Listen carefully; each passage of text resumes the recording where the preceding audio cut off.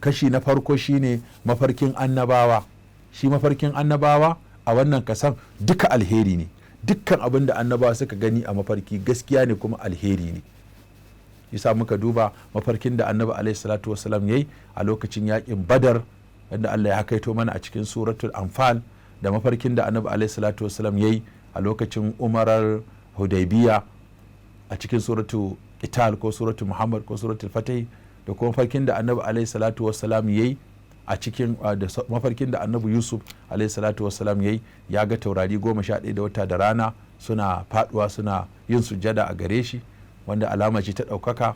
Sannan kuma da mafarkin da annabi Ibrahim alaihi salatu wasalam yayi, wanda aka umarce shi ya yanka ɗansa, kuma iyadda zai yanka ɗan iyadda a yanka shi, suka sallama ga Allah, kuma Allah ya nuna ba ma yankan yake so a yi ba, dama jarabawa ce ya musu, kuma dukansu sun ci jarabawa.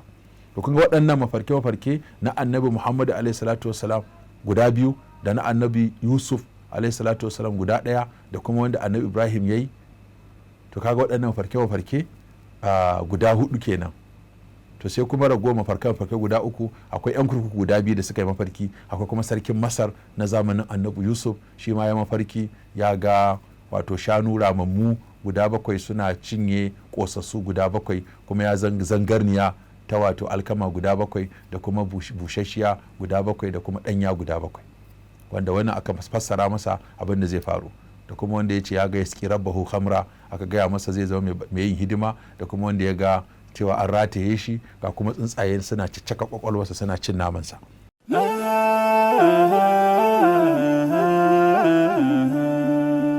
Haske mai ne ga gidan kowa Afirka TV. TV3 tafarkin rayuwa.